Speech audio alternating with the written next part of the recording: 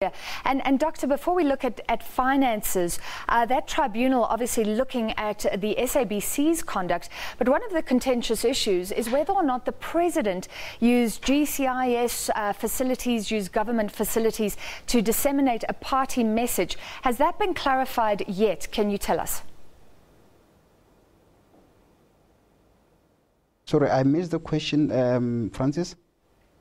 Regarding this tribunal issue, looking at when President Cyril Ramaphosa issued an ANC message and that was broadcast on the SABC, one of the contentious issues is whether or not he used government facilities. Do you know the answer to that? Okay, let's make things simple. Remember, our laws make a provision, or they separate the powers. The Department of Communication is responsible for the policies.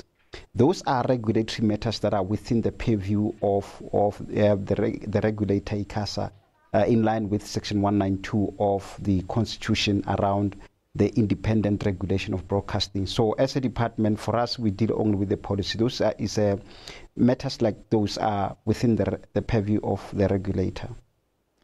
Sorry, my question is, did the President use government facilities to disseminate an ANC message? Do we know?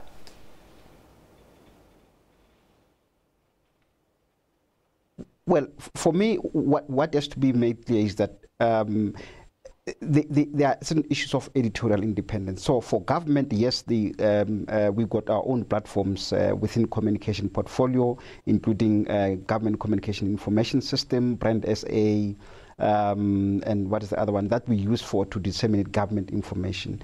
But as to regarding the SABC and other broadcasters, like I said, those are the ones that are within the purview of the regulator, and depending on, because they brought us on issues of editorial independence. As the department, we don't have control over that. Doctor, I understand completely what you're saying, but I think you're not understanding my question. A contentious issue not related to the SABC is whether the President used government facilities, GCIS broadcast studios, to disseminate an ANC message. Have you, as government, clarified whether government facilities were used or not? Well, I don't have the information on the story that you are discussing, honestly, if I have to be honest with you. I don't know the circumstances surrounding the story. Like anyone else, I've read from the papers regarding the matter, but I haven't really got the enough information to be able to respond to your answer in a manner that is satisfactory at the moment. All right, no problem. Thanks for that, Dr. Boloka. Let's move to the SABC not being able to pay a range of suppliers, including the South African Football Association. Before I speak to you, the Director General of the SABC board has clarified this issue, saying that the public broadcaster has not, in fact, received any sort of bailout. That was erroneously reported yesterday. He spoke on Morning Live earlier. Let's take a listen to that first. There's no money in our bank. All we have is a letter that says, SABC, you can now approach banks requesting assistance up to a tune of 1.2 billion rand. And of course, the banks will then have to look at the Auditor General opinion of our finances. They'll have to look at our turnaround strategy and every other factor that banks normally will look at before they grant such a facility. Dr. Boloka, can you clarify that as well? So this is not a guarantee, it's not a loan, it's just a letter which, in line with the law, allows the SABC to go out and borrow. Yes, that's correct. I think the chair is correct. It was released in the statement by the Minister of Communication, Ms. Nomvula Mkonyane, yesterday, to say that we have received support from the Department of Finance that the SABC can go and borrow some money from the lenders.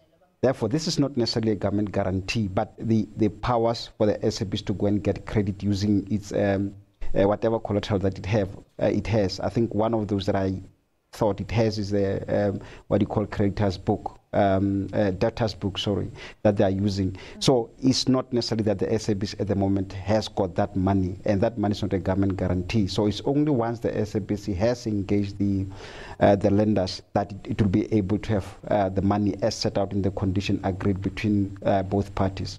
All right, so the SABC has to go out and do this for itself. But who would lend to the SABC? We're not even getting clean audits at the moment. Look, those are some of the things that, as the department, we are working with together with National Treasury. And what we have done since April is that we have established a task team that involves the department, National Treasury, the SABC, as well as the Auditor General, to address some of those issues. You will recall that these are not necessarily new. The only one that is largely new out of all the audit findings is around the going concern status, which is a major problem. But the other ones have been there in the previous financial statements. That's why we said this task team should be able to help in addressing those issues once and for all. But the going concern status, that's why yesterday I think Minister announced that letter so as to address the liquidity position of the SABC, in particular making sure that they got funding to go and acquire content so as to attract consumers or audience, and then they can sell them to the advertisers. It's the SABC, I understand, was asking for 2.5 billion. So this isn't even enough. Government is saying, your minister, that you will not allow the SABC to collapse. But producers are crying out, saying they cannot pay their workers. The SABC has the influence to basically cripple a huge portion of the media industry in South Africa. Isn't this too little?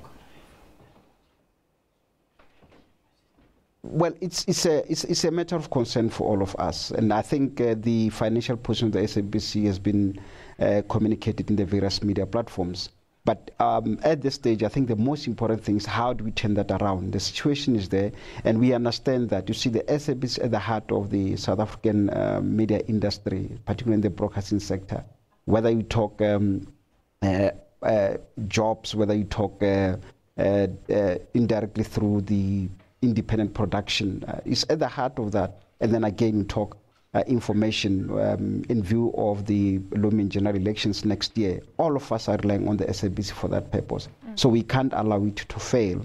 But just to make it clear, I think we have moved away from that government guarantee of over 2 billion to this one-off credit facility.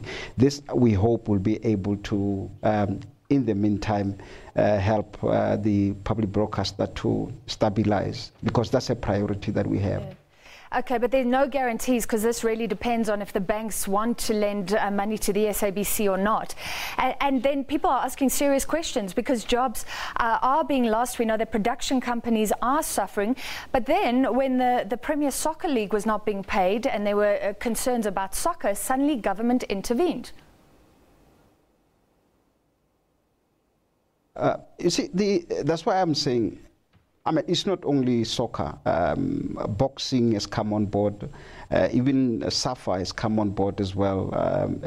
Netball, Athletics South Africa, all of them honestly rely on the public broadcaster for their own sustainability. But the question is, when the public broadcaster is battling, what options do we have? All of us, I think, we can't be hard on the SABC and say you must produce money where there's no money. Because all of them, SABC needs these federations to draw audience. Equally, these federations need the SABC to for their own sustainability. So it has to be a balancing act. That's why we have to make those interventions. But at the moment, from the department side and government as a whole, we are just appealing to everyone for patience to say, what is it that we can do in the meantime? I think the SABC board has, in the last couple of months, working hard to try to do this balancing act, looking at who can they pay in the immediate. And it's not an easy exercise, honestly. But for us, it's a task that requires all of us, whether you are federations, whether you are content producers, whether you are government, because even in government, we got that resource constraints. So it's not like there's money lying somewhere that we can give out to the public broadcaster. All right, I have so many more questions about the mandate of the SABC. Hopefully we'll chat to you in future. Thank you very much, Director General of Communications, Dr. Mashillo Boloka, from our studios in Pretoria. Over to Sakina. Oh, thank you.